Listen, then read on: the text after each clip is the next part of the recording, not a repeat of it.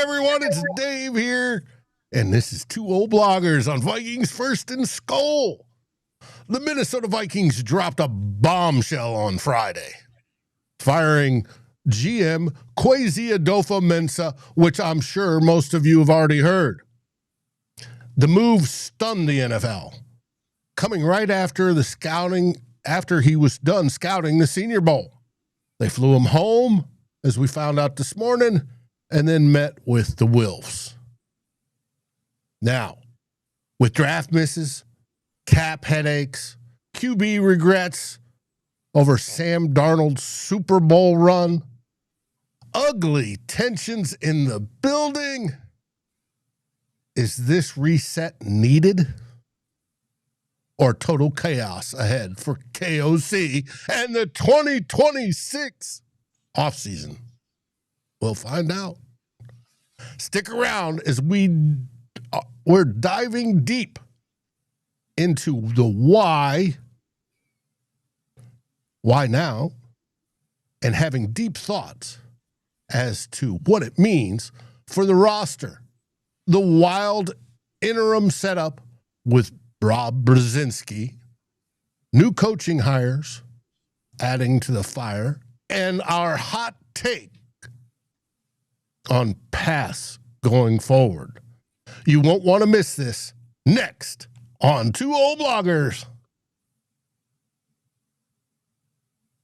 Rock.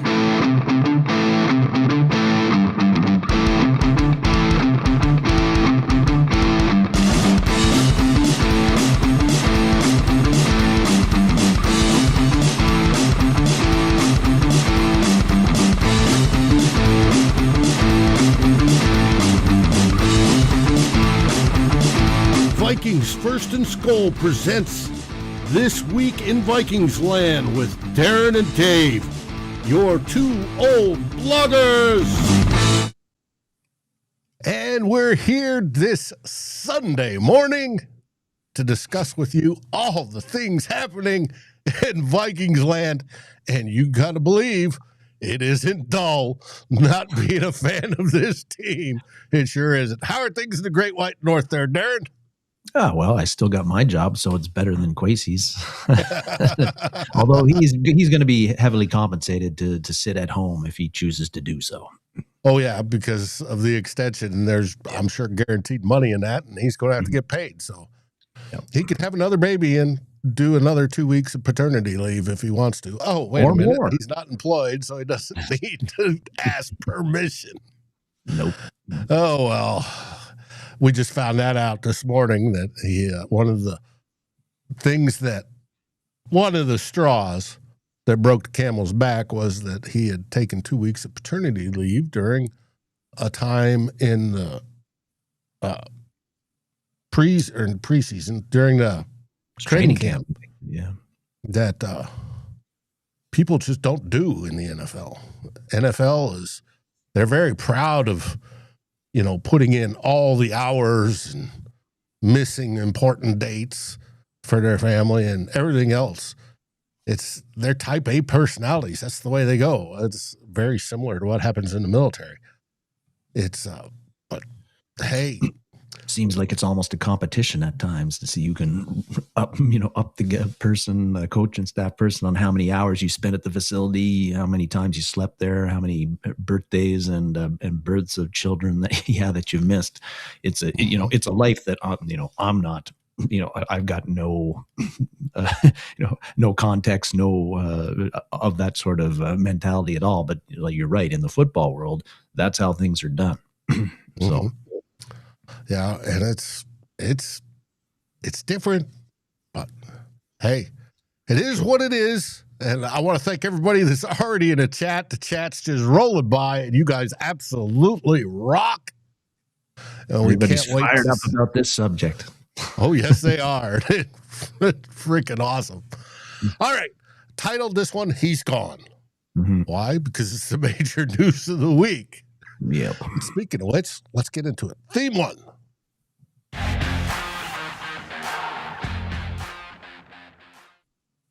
And with theme 1, Kwesi is fired.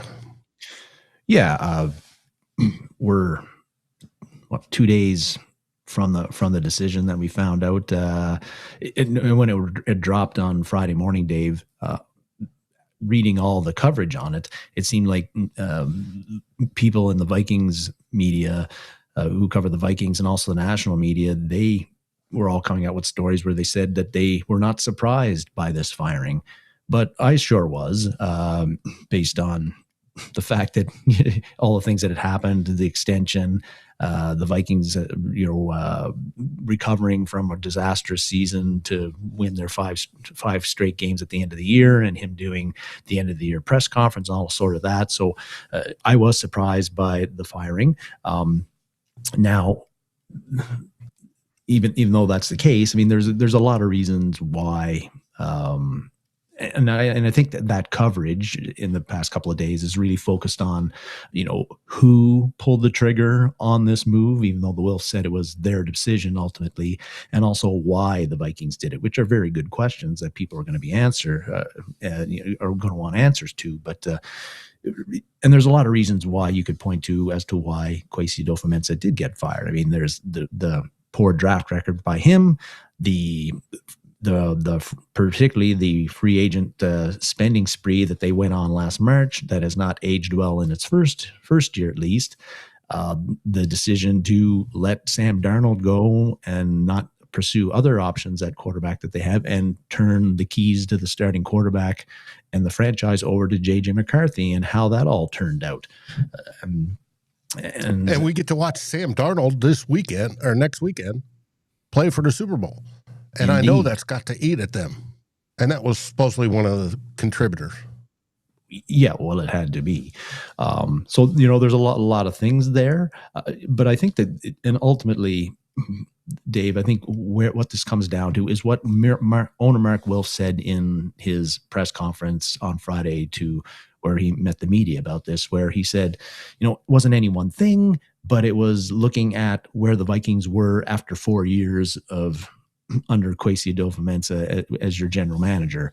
And when you look at that, Dave, it comes down to this again. You've got, I think, they looked at the Vikings as 2025 came to an end. And last week we talked about the Vikings losing the arms race in the NFC North. So I think the Wilfs looked at the state of the Vikings going into 2026. The quarterback situation is right now the worst in the division. You've got the roster that's talented, but it's a bit expensive, to put it mildly, and it's fairly old. There isn't a lot of enough young and inexpensive talent on the roster right now. And I think you've got a team that's rotated in the 4 seasons under Adofo-Mensah from being a one and done playoff team to not making the playoffs at all. So, I think the Wilfs looked at all of that, and I think they felt that the franchise is really in no different or better a place than it was in 2022 when they fired Spielman and Mike Zimmer, and then they hired Kwesi and Kevin O'Connell. So I think they decided, a change is needed. And when you do that, the general manager is often the one to take the fall when that happens. And a lot of times the head coach also takes that fall with the general manager. But in this case, Kevin O'Connell remains. Will this turn out to be the right move, Dave? We'll have to come back and look at this, I think, in 3 or 4 years to see. But I do have concerns with, as a lot of people do, with the timing of this and how the process that the Vikings are using to replace Kwesi Adofo-Mensah right now, with Rob Brzezinski being the guy who the Wilfs say is going to lead the Vikings football operations through free agency and through the draft. And then after that, they're going to go and look for a successor to Kwesi Adofo-Mensah. Whether they're going to call that successor general manager or some other title, we don't know. But this is the way the Vikings are going about it. And I have concerns about that for a couple of reasons. And one is, Brzezinski has been with the Vikings a long time. He's been known, and he is a financial guy and a cap guy. He doesn't have a football scouting background that a typical general manager would have. He wouldn't be the first guy to have that kind of background. I think Mike Tannenbaum with the Jets was similar, but and there's no doubt he's with the fact he's been with the Vikings a long time, Dave, and he's been involved in all of their decisions on free agency and who they're signing and who they're not. So he's been in the football war rooms a long time at the Vikings. So he's heard a lot of stuff, and I think he knows a lot of stuff, but he still doesn't have that traditional player personnel background, scouting background that a lot of general managers have. So my question is, it looks like right now, and we've talked about this, others have, that with Brzezinski being who he is and being, the de facto general manager right now, but it looks like we're expecting that it's Kevin O'Connell and Brian Flores who are going to have the real say in who the free agents are going to go after and who they're going to draft in April's draft. And that raises a question to me as to who is the ultimate decision maker on personnel choices right now in free agency. Right now, the Vikings aren't going to have as much cash as they've had the past two off seasons. So with that, some decisions are going to have to be made on who you get and who you don't. Well, the question here is, say Kevin O'Connell really wants to sign this offensive free agent and Brian Flores really wants to sign this defensive free agent, but you've only got money to get one of them. Who makes the call on that? Because if these two guys are banging the table for players on opposite positional units, I don't know. Same thing holds for the April draft, Dave. Say, who are the Vikings going to pick at 18? Say Kevin O'Connell or say Brian Flores really is pounding the table for Caleb Downs, the safety from Ohio State, at 18. I don't think Downs is going to be there at 18, but if he was, let's say Flores says, we have got to have this guy. I need this guy to make my defense the number one defense in the NFL. But then Kevin O'Connell's banging the table for some wide receiver or for some tight end or for some offensive tackle, whatever, running back, Jeremiah Love, you name it, some offensive player. And he's saying, we have got to have this because my offense didn't perform the way it needed to last year. And this guy's a difference maker and he's going to make our offense the best in the NFL. Well, again, who is making that decision to break that tie? Usually it's the general manager who breaks the tie in those situations and says, no, we're taking this guy and this is why. Well, I don't think is Brzezinski that guy? I don't know. So I think that, again, who is making the decisions at a time where the Vikings have lots of, they have various needs they need to address on the offensive side of the ball and the defensive side of the ball. And there's great arguments each coach can make about why they need this guy and why this guy has to be brought in. But again, who's the decision maker? I don't know. I think that's a process that I really have concerns that how well it's going to work over the next 2, 3, 4 months. And this is not a time in the Vikings, in the franchise's history, where I think that you want that uncertainty and you want that dysfunction at the player personnel level. We've got to have everybody in lockstep and on the same page. And I don't know if that's going to be the case. Apparently it wasn't the case before either, but we don't want it to continue. So that's that. I think the other thing about this is, with the timing, Dave, is the Vikings now are behind, are getting at picking a general manager at a late stage.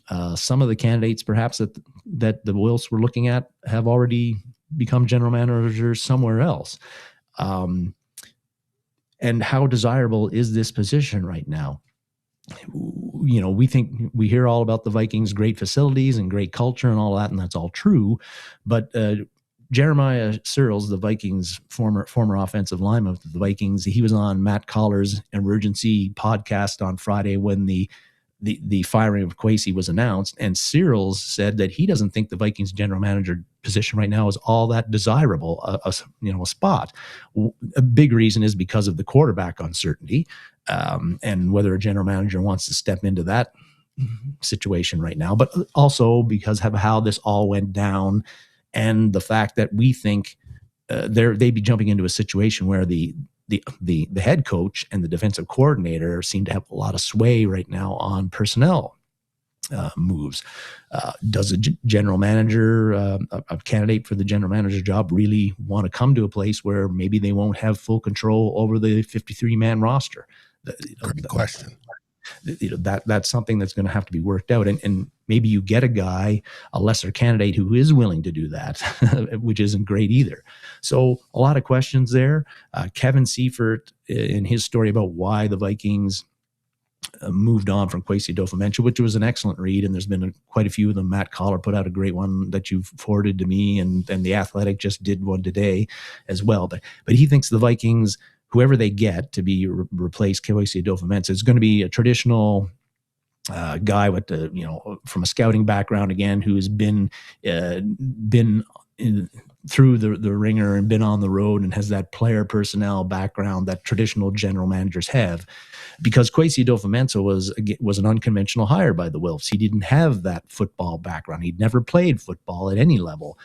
He hadn't been a scout. He was an analytics guy.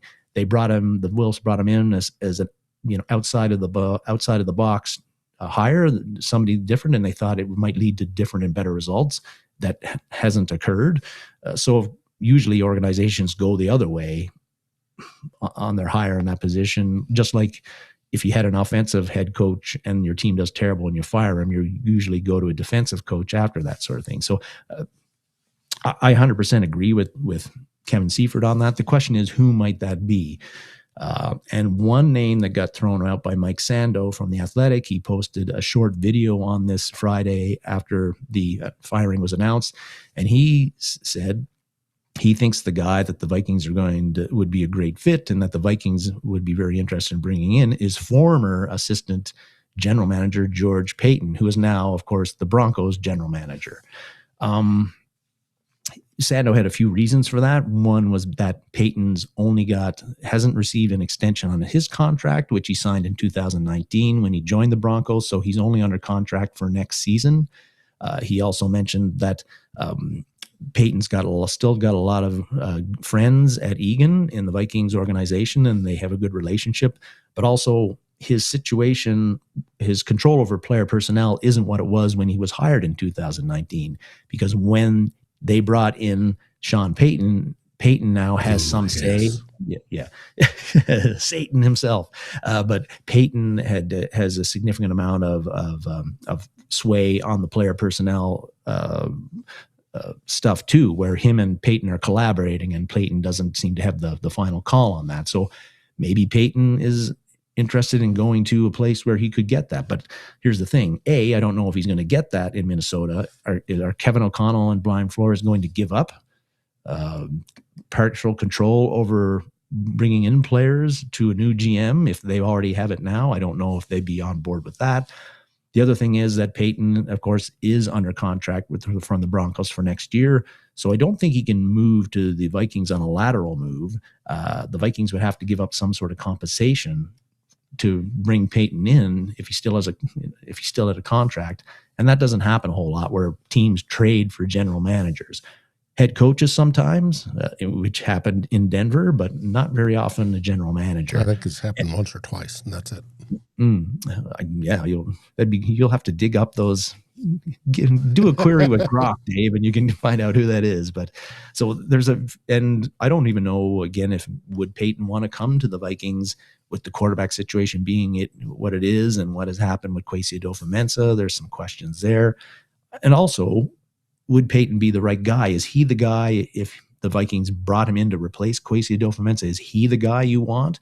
Because things have gone pretty well for the Broncos the past 2 seasons, but he is a former Rick Spielman protege. Folks didn't like Rick Spielman at the end of his tenure here in Minnesota.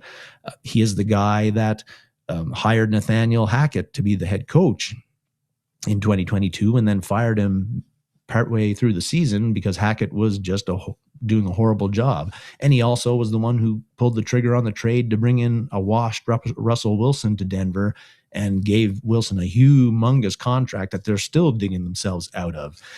Again, the bringing in Payton and selecting Bo Nix, whoever responsible for that, getting Vance Joseph in the fold as a defensive coordinator, that's all worked out pretty good for the Broncos the past 2 years. But again, there's a lot of things in Payton's tenure as a general manager with the Broncos that gives you, not everything has gone perfect.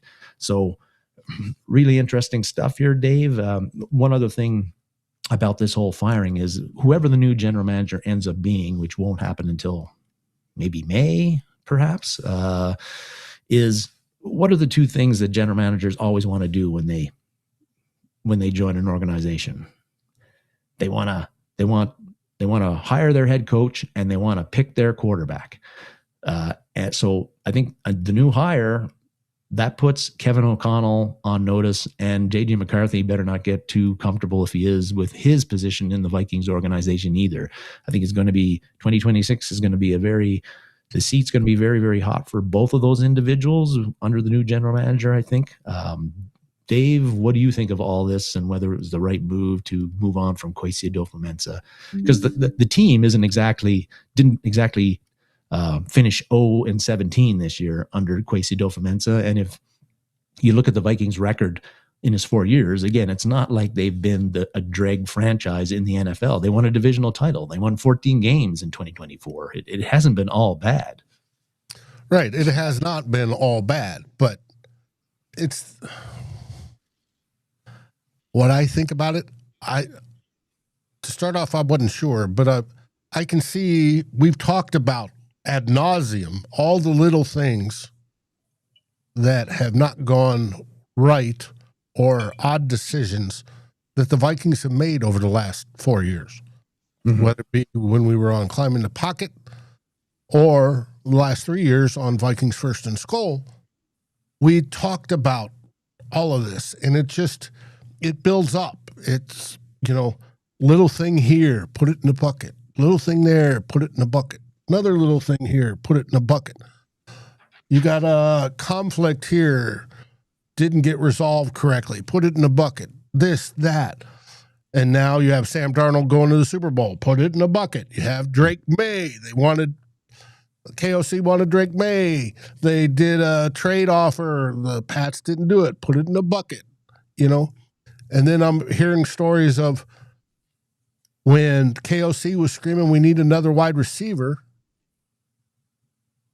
Kwesi was slow leaking the move for Adam Thielen. Now, not that Adam Thielen was the greatest choice, but it was the choice that drove a whole lot of fan interaction and all sorts of stuff like that. Mm-hmm. And that they basically had to bypass Kwesi and have Brzezinski make the call and make the trade. And so Brzezinski was supposedly the one who did that. Mm-hmm. Well, that's another thing that goes in Kwesi's bucket. And it gets to where you've got all these things in these buckets, and they're hanging off the back of a camel, and you get that final straw all put together, and it collapses. And the Wilfs, God bless them, at least they may have seen it late, but they saw it. And they did not allow it to go on any further. So that's that. Now, what do we do for a GM? Now, does Rob Brzezinski he's going to take the point on that through the draft? Does he keep it afterwards? That's a great question. But is KOC pulling a Bill Belichick style of role where he and B-Flow, but specifically him, have overall say on the roster? Pull that quasi head coach GM role. Well, it's going to happen this year no matter what. So we're going to see it. And I agree with you. That puts KOC on the hot seat even more. Because unless KOC wins this year, and this year being 2026, I cannot see the Wilfs going, all right, this isn't going to work, so we're going to hire somebody else. Now, who is that somebody else going to be? Does that preclude promoting B-Flow?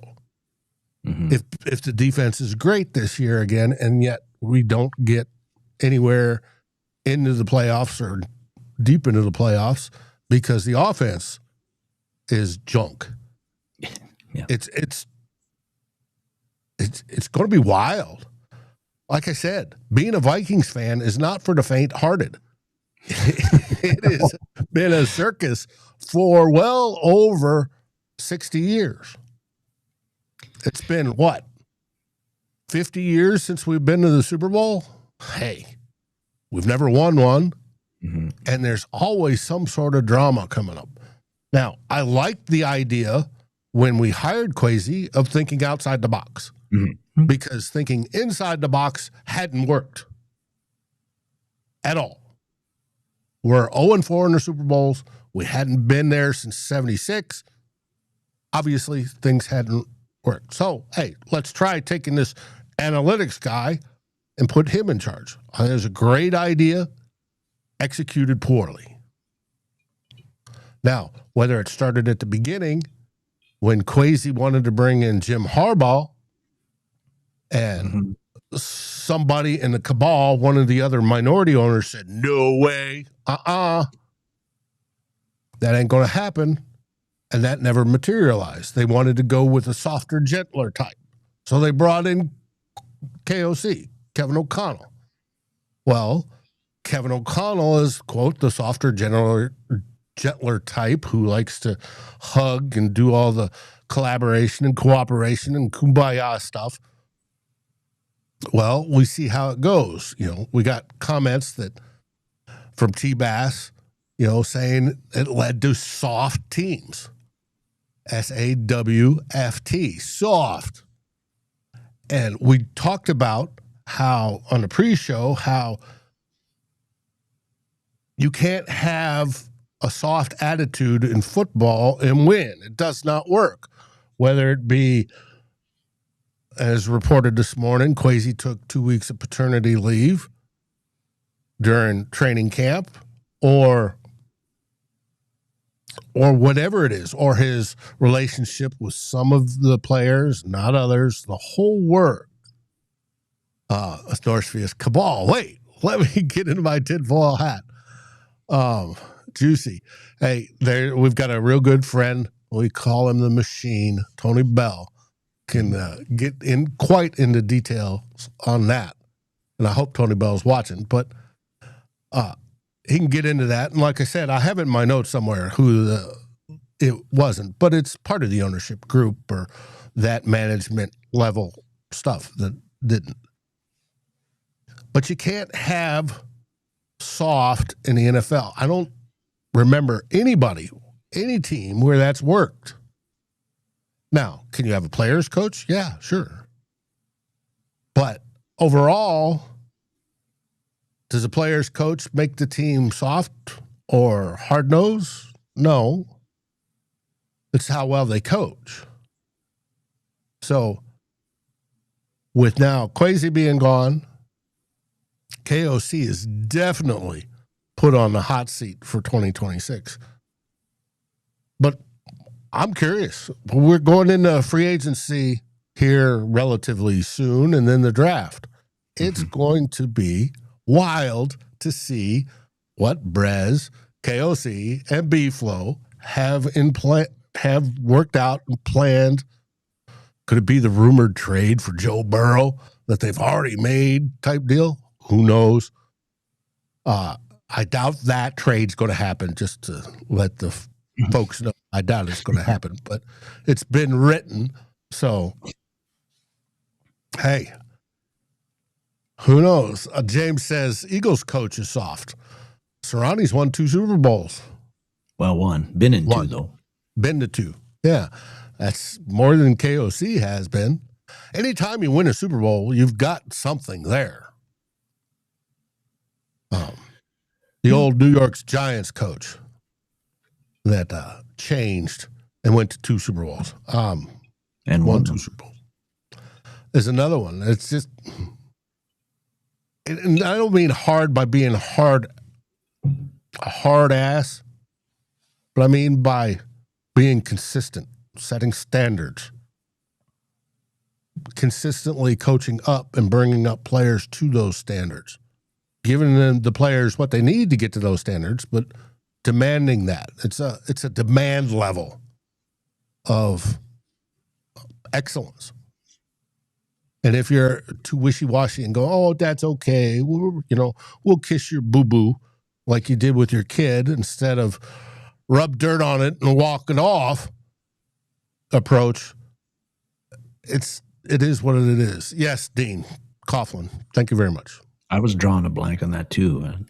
Shows my old age is getting to me if I can't remember Tom Coughlin's name. I blame, killing brain cells. But yeah. But it is what it is. Now, do I think this is a good move that we finally did it? Yes, I do. It took too long to go about it. Yeah, maybe. But I'm glad it's done. Now we can move on.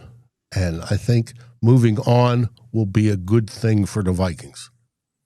And 2026 will be the test.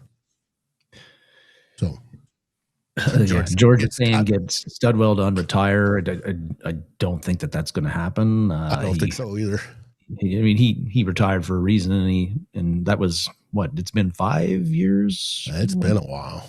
Yeah, mm-hmm. So I think that, and he's in his early 70s now. So, yeah. So I don't think that's Bill Belichick's still coaching, and he's 73, 74, but that's not for everybody, and it wasn't for Scott Studwell 5, 6, 7 years ago when he retired, and he's not coming back. Yep. So, but I find the news.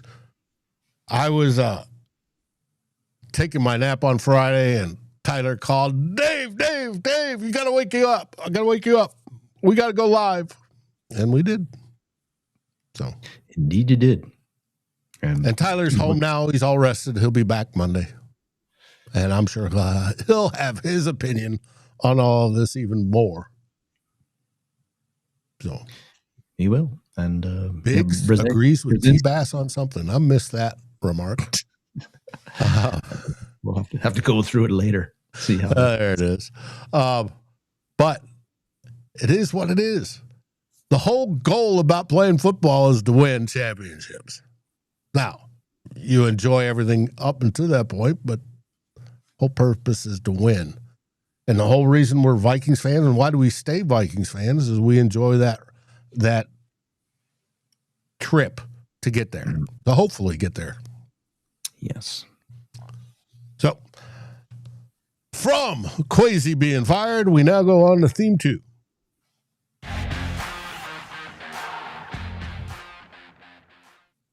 This week in Vikings land. We just talked about general manager and changes at general manager. And now we're going to talk about changes amongst coaches and the Vikings coaching staff. Because under Kevin O'Connell, Dave, in the 4 years that he's been head coach, the Vikings coaching staff has been pretty stable during his 4 years as head coach. You've had the odd position coach leave in an off season, but we haven't had a situation where you've had multiple assistant coaches, coordinators moving on. And the biggest move he made was, getting rid of Ed Donatel after the 2022 season. But other than that, again, it's been a position coach here, a position coach there leaving in the off season, but no wholesale changes of several coaches. That has changed this off season, where Chris Cooper is gone, Mike Pettin is gone, Durante Jones is gone. Hutchins, who was the safety coach, is gone. He moved to California to take the defensive coordinator's job at the University of California in December. And Marcus Dixon, the defensive line coach, is gone. That's a lot of positional coaches that the Vikings had to find replacements for. Dave, and you were concerned this week about the slow progress in finding replacements. Boy, was I. Well, finally, the past couple of days, yesterday, although the Vikings have not made any announcements, they had actually had, as of yesterday, they hadn't changed their website. Marcus Dixon's still on there, and and Durante Jones was still on there as their coaches. But we saw some social media posts from reporters in the NFL talking about guys that have been hired. Frank Smith, the former offensive coordinator with the Miami Dolphins, has apparently signed with the Vikings to be the assistant head coach, and he's going to be heavily involved in the Vikings run game as well. Keith Carter, who was on the staff, assistant offensive line coach, has now been promoted to offensive line coach to replace Chris Cooper. They've also brought in Ryan Nielsen as the defensive line coach and defensive run game coordinator. Nielsen's been a defensive coordinator at a whole bunch of stops in the NFL. And also that they have signed Gerald Alexander, who worked with the Steelers last year as the defensive passing game coordinator and secondary coach for the Vikings. The first thing that, and Dave, you sent me a whole bunch of information on these guys, although I'm familiar with their work in some cases. But the first thing that kind of strikes me about these hires is that most of them, other than Frank Smith, have a reputation as being hard-assed, intense, old school, demand results-driven coaches. Which gets back to your whole point about being soft. If you believe that the Vikings were a soft football team the past 4 seasons under Kevin O'Connell, I think most of these coaching hires right now, except for Frank Smith, who's more of the kumbaya kind of relationship-driven coaching style. But the other guys, again, I get very old school, intense, fiery, yelling screamers. That would signal that Kevin O'Connell agrees that the Vikings needed to get a little bit tougher, and they need coaches to coach the players tougher with these hires. So that's one thing that struck me about these new guys. Keith Carter is probably going to be the most controversial of these selections because he's really old school, but wasn't well liked in Atlanta by a lot of players, wasn't well liked with the Jets with a lot of players, wasn't well liked with the Tennessee with some key players. Considered to be a guy who has unrealistic expectations for his players, yells and screams at them way too much, has practices that runs them into the ground and leads to injuries. These have all been complaints leveled at him, but now he's running the offensive line instead of Chris Cooper, which again, I think signals that Kevin O'Connell thinks a different approach is needed along the offensive line.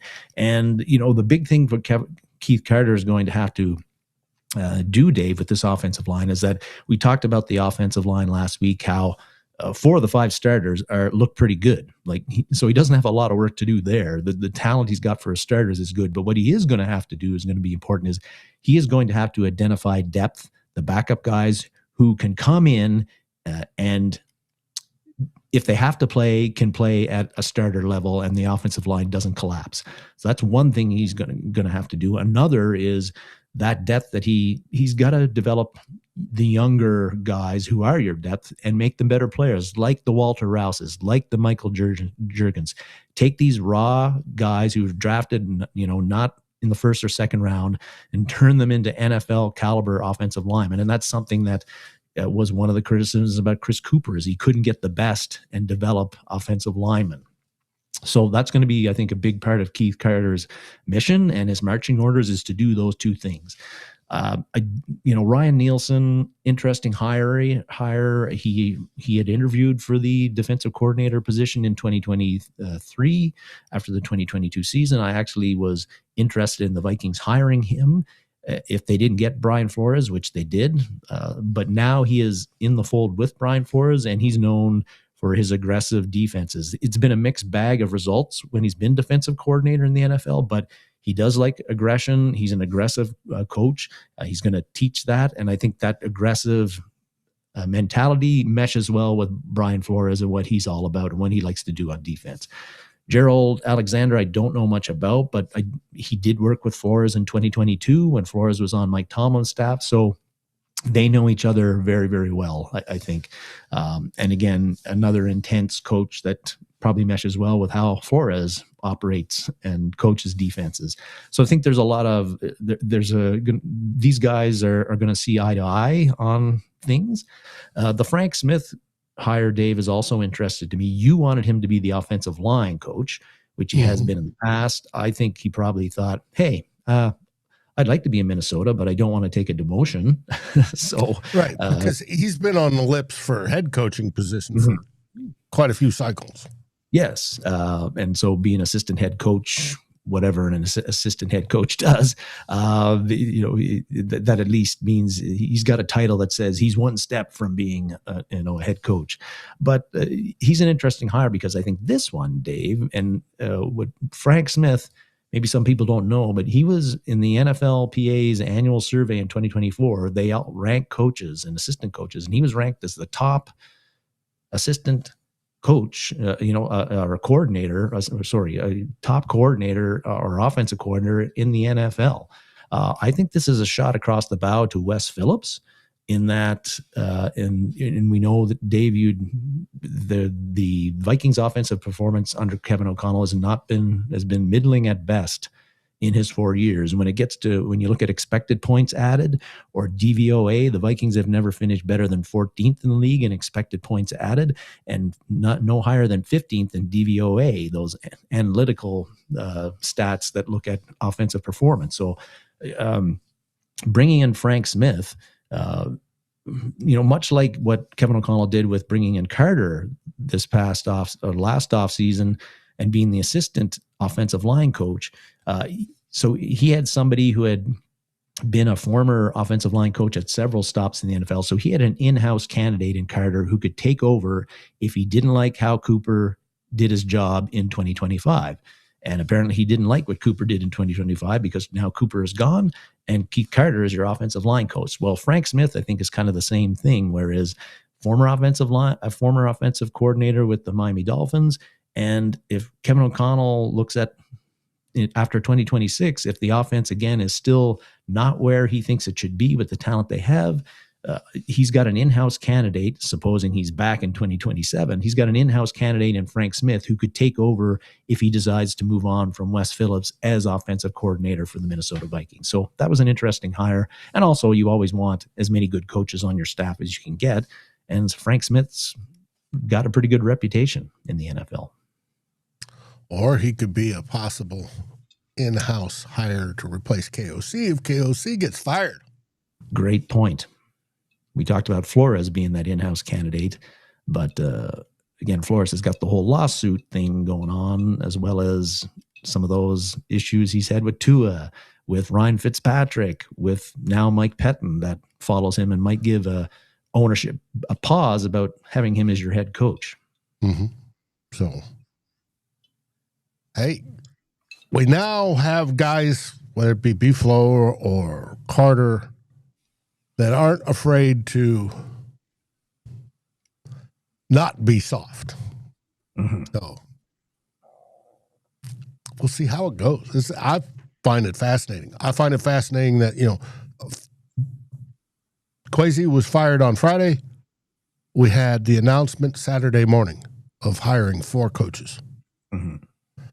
And as you well stated, you've heard me grumble for weeks online about what's taking so long finding these coaches.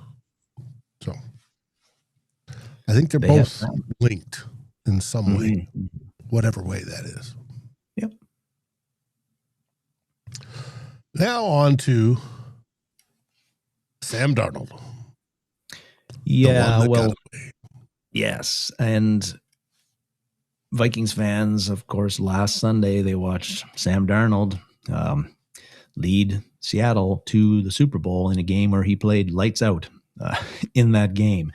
And of course, because that happened, after it happens, it led to, I think, a lot of navel gazing amongst Vikings fans, like you said, about the guy that got away, and also from the national media who, of course, rehashed the whole situation in the Vikings' decision to move on from Darnold and eventually decide that J.J. McCarthy was going to be your starter, and rehashing how that all has worked out, which is all true.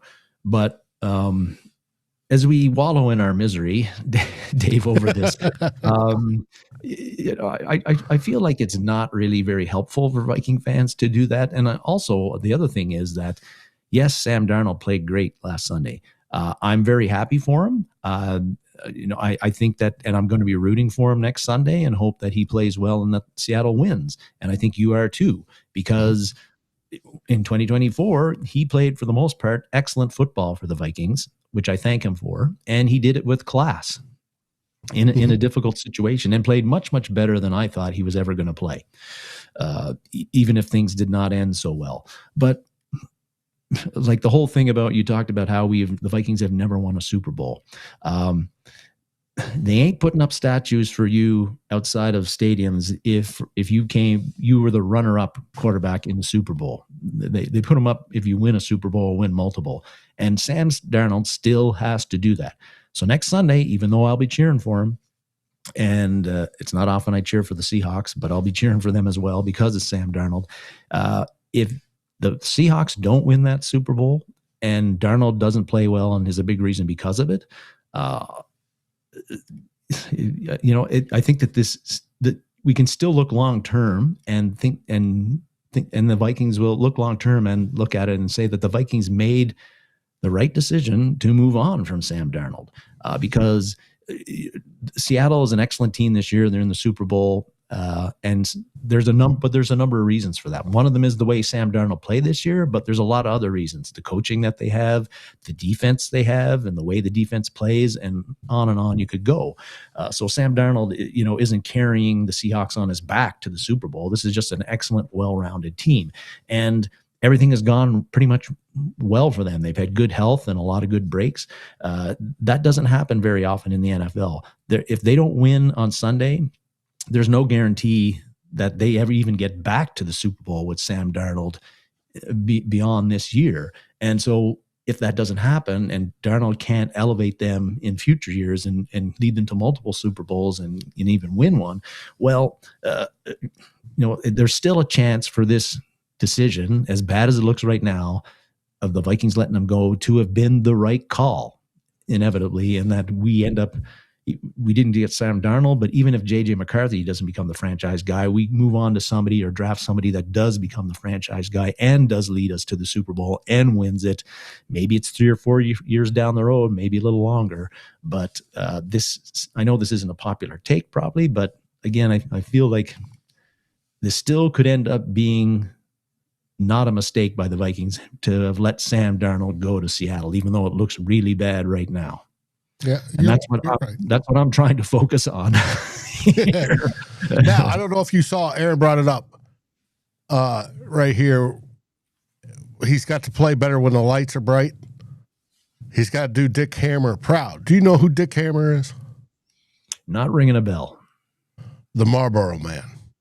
Oh, okay. Okay. And is also Sam Darnold's grandfather. And Dick Hammer grew up, Richard Hammer, and went by Dick. He was a basketball star in college and played a whole bunch of sports and this and that. And he became a firefighter, and he became the Marlboro Man. And which is, I think, cool, because when you can say my grandfather was the Marlboro Man, that's cool. So that's a good conversation starter for sure. Yes, we do, Biggs. I'd like at least one. I'd like many, but we'll see. Mm-hmm. We'll greedy. Take one. We'll take one and then go from there. I would love a dynasty, but we'll see. And maybe the move made Friday, firing Kwesi, is the beginning of that. Mm-hmm. We all hope. Yeah. So, all right. Now to the next topic. Final topic in this week. Yeah, just talking about the salary cap, because it came out that the salary cap is going to,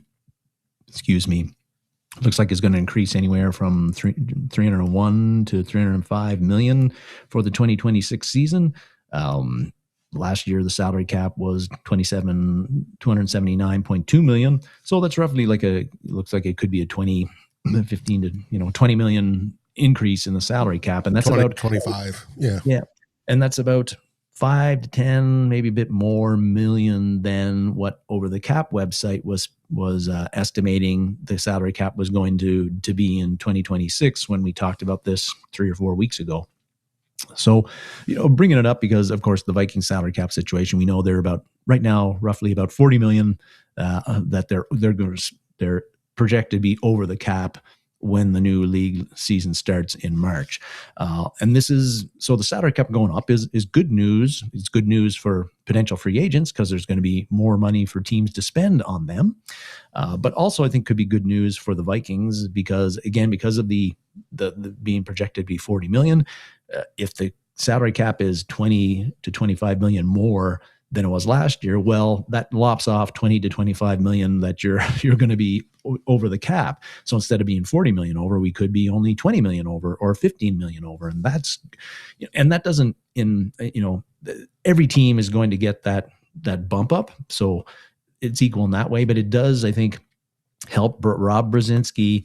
There might be a little less work they have to do because of the salary cap increase and maybe less hard decisions to make on who guys they want to keep but can't because they need to get cap compliant. I think this might make it a little bit easier for the Vikings come free agency, and some of the roster decisions are like, do you keep Javon Hargrave or not? Do you keep TJ Hawkinson or not? Maybe they don't have to make some of those decisions of letting those guys go because the salary cap has gone up a bit more than they expected, and they're not going to be as over the cap as much because of that. Anyway, a little bit of optimistic talk from me, Dave, and aren't you proud of me? Yes, I am. Darren with a positive spin on something. I think it's wonderful. But yeah, I think a salary cap going up, and we know next year will probably be around 30 million. It'll be bumped. Now, the 40 million number is OT. That's what OTC has it approximately right now. That's including this boost. They have it at 303 million-ish for projected. It could go up a little bit higher and drop it a little bit more. So that's what, the NFL is doing, is they're getting more and more income and this and that. And I just saw this morning a tweet. They're signing $100 million blah, blah, blah deal with ESPN to be the NFL reporting network, something blah, blah, or, besides NFL network, it's going to be ESPN. They've always been that way, but it's a bigger deal than it was. So they're getting more money, and more money means bigger caps, and bigger caps means we can keep getting good players and keeping the ones we have. Mm-hmm. If we have somebody good at the cap, and that we do, and Rob Brzezinski. And now we just won't have Kwesi trying to screw it up. So I think we'll have quicker decisions because of the firing yesterday. And the salary cap will help that. And like you said, I think it'll, it may mean we keep one player that we would have let go in 2026. So we'll see. Every little bit helps. Coach Doug doesn't think much of Ty Felton, apparently. We'll see if that was a huge mistake, Coach Doug. But he was very productive in Maryland in particularly his senior season. McCarthy's got a track record of being able to develop guys. I'm more bullish on Felton than you are. I think that he's going to be a solid contributor for us, and perhaps even starting next season, which we'll get into here in a bit. Yeah, we've just completed theme 2. What comes after theme 2? Theme 3, Dave.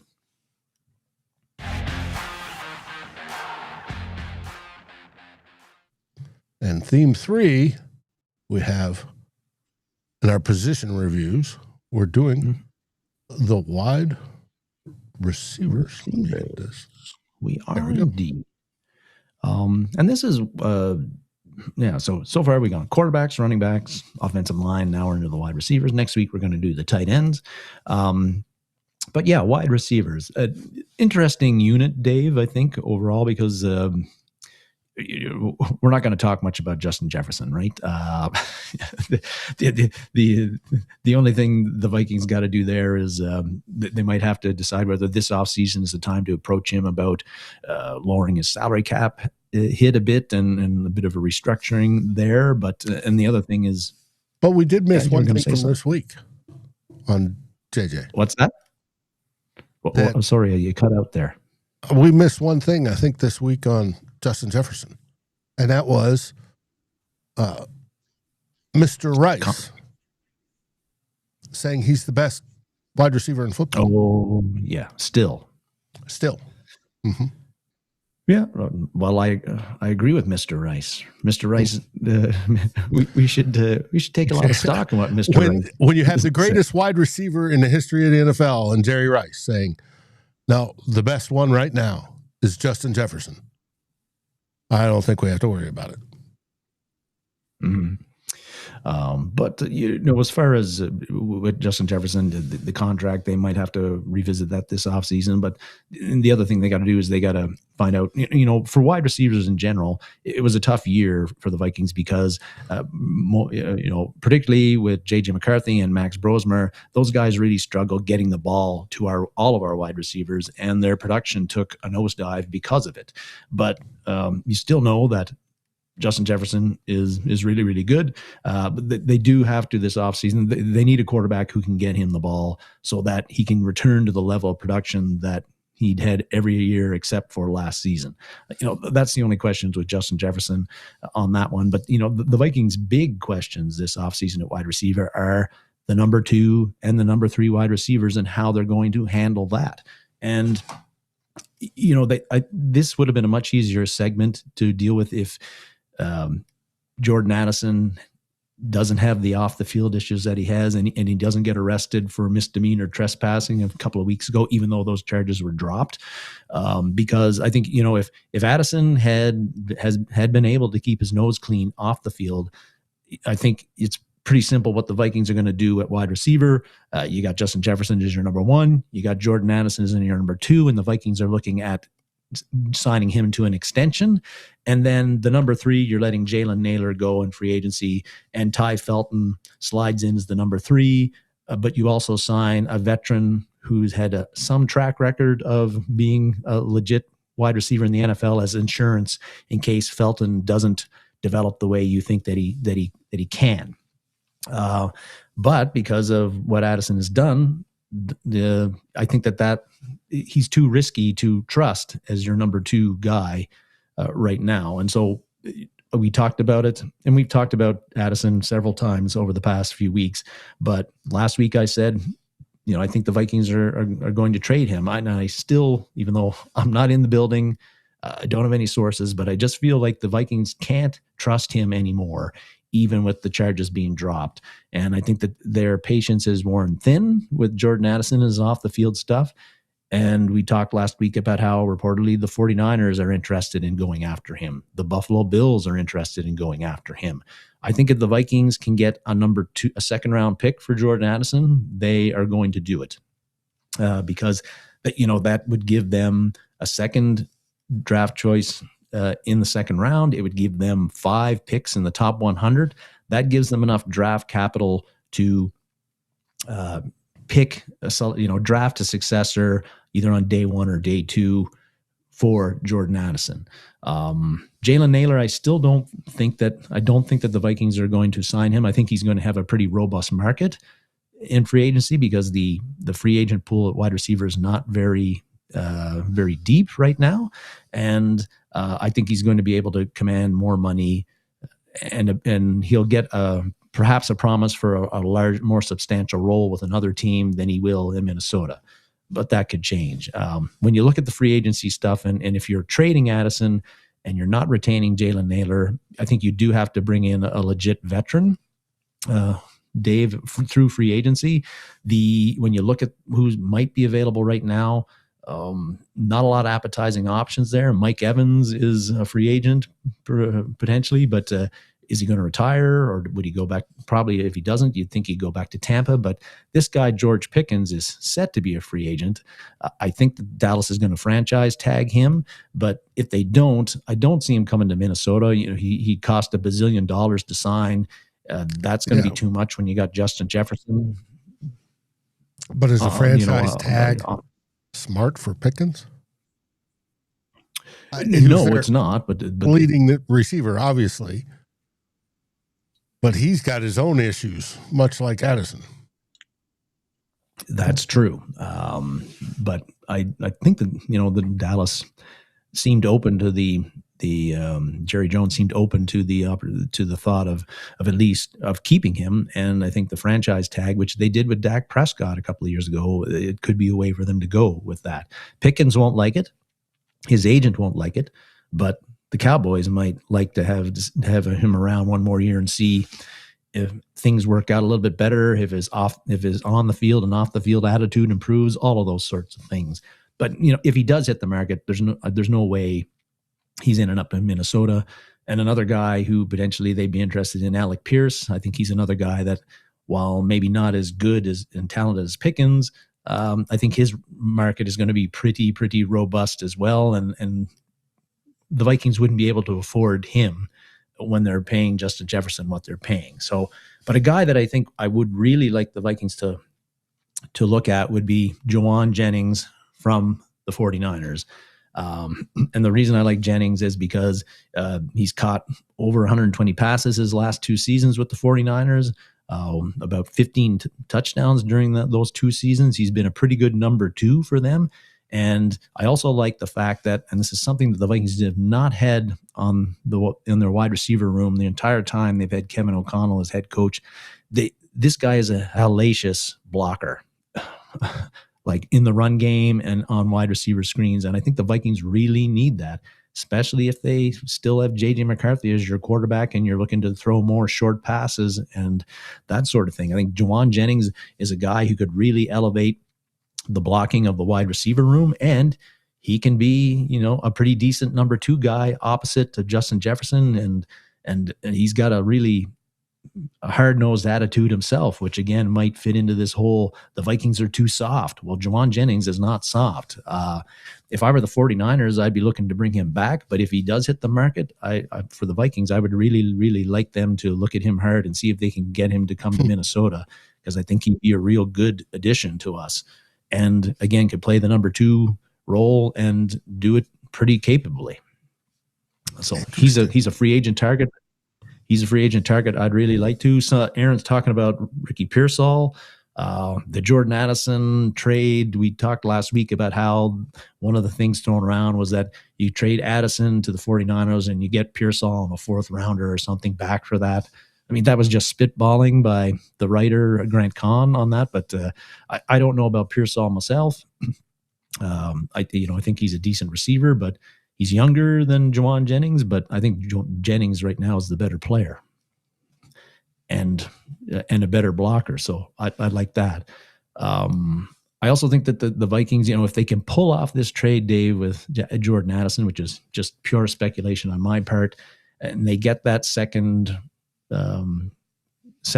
rounder for that, hopefully. I don't think they get a first for Addison just because of all the off the field stuff, and I think teams aren't going to be willing to give up a first rounder for him, but I think they would for a second rounder, particularly a team like the 49ers who need more talented wide receiver. They might be willing to do that, but draft wise, every year it seems like there's really appetizing options at wide receiver coming out of college.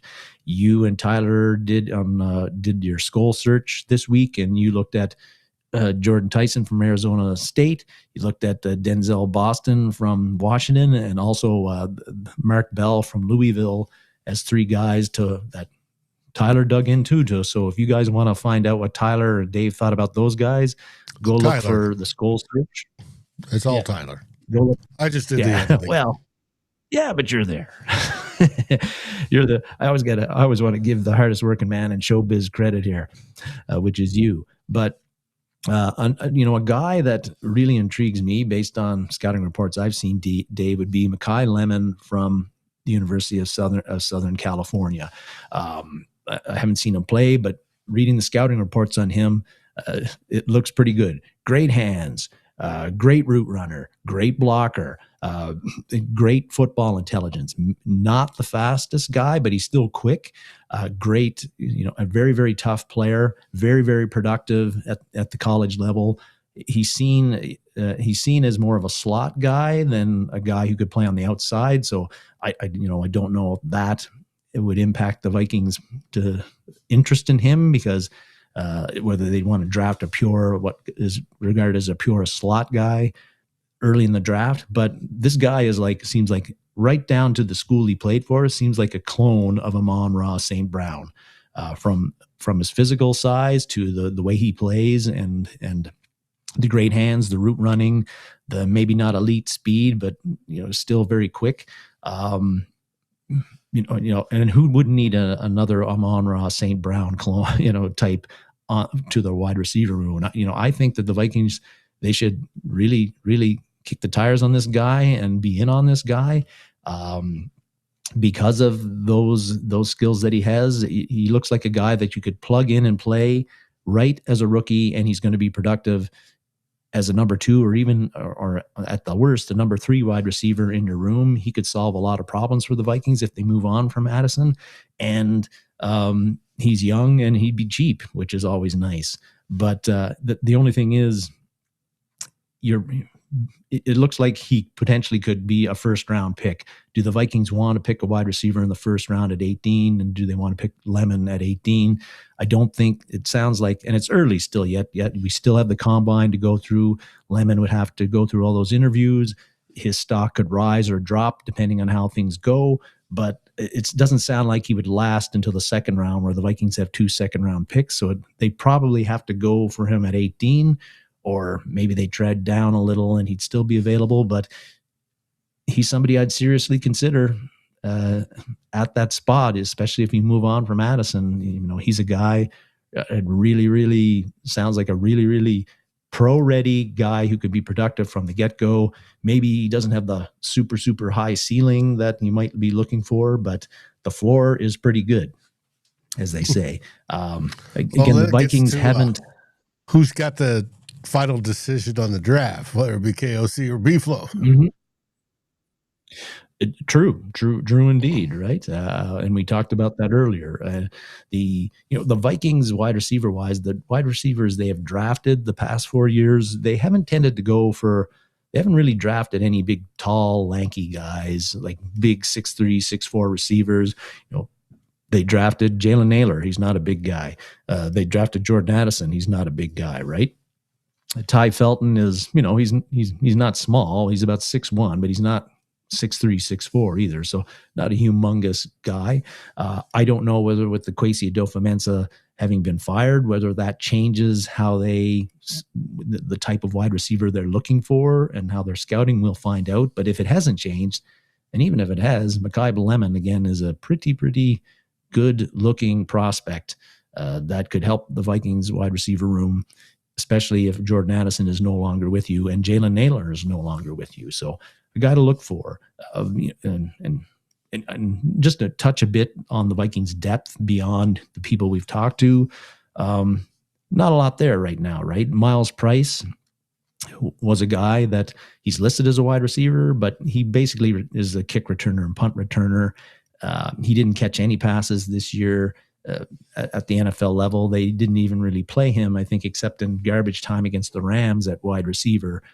Right. His size being 5'9". Yeah, he played lots in the preseason. That's partly how he made the team. But he's listed at 5'9", 183 pounds. That's pretty small for a wide receiver. But his ability to make guys miss and being pretty good at breaking tackles means, eventually I think you carve out a role as being a guy you could throw wide receiver screens to and jet sweeps and a specialty role. And maybe that happens next year, but I'm not expecting it at this point. And then everybody else they have, whether it's Jashawn Jones or Dante Fleming or Joaquin Davis, these guys that are on the practice squad, are any of those guys potentially somebody who could emerge and play a role with the Vikings and provide unexpected depth? I don't think so, but they're in the mix for a roster spot in 2026 at this point. But I think the Vikings have got some questions again at number 2 and number 3 wide receiver that they've got to resolve. And we'll see if but not at number crystal 1. Ball, not at number 1. We'll see if my crystal ball is anywhere near accurate on how they're going to address that. Probably not, but I've been right a few times the past couple of off seasons on guys they brought in. So you've been right more often than not over the decades of writing about and commenting publicly on your Minnesota Vikings. So Any last words there, buddy? This has been a great show. We've had well over 100 viewers watching it during the show. We appreciate you all, especially those of you in the chat. Now, remember, we have a Discord channel, so if you want to share anything with us, I do look at it when it doesn't flip off and go to a different mode. I don't like it for that, but it does that. But I do look. And like I said, Tyler will be back with us on Monday at the normal scheduled time, which will be good. That's tomorrow. Wow. Time flies when you're having fun. Any last words, everybody? It's just been well, it seemed like it was going to be a quiet week until Friday hit, Dave, and then all the shit hit the fan. But it was good. It gives us something to talk about. Like you said, probably based on what we're hearing now, it seemed like it was a move that had to be made. And now we wait to see how the Vikings have handled this through the free agency and the draft, and then ultimately who they pick to replace Kwesi Adofo-Mensah. We wait to see how that's going to work out and who that's going to be. And again, in 2 or 3 years, hopefully we're talking about how it was such a great move because the Vikings have made the Super Bowl and won it. Yes. Hopefully. We can pray for it. Let's see what happens. Something's got to change. At least before we're buried. Hopefully. Yes. All right, buddy. I want to wish everybody a very good weekend. Enjoy watching Shedeur Sanders play flag football today, if that's your choice. Stay safe, eat good food, enjoy good friends and family. And as always, what do we say? SKOL Vikings, baby. And thanks for watching. SKOL Vikings.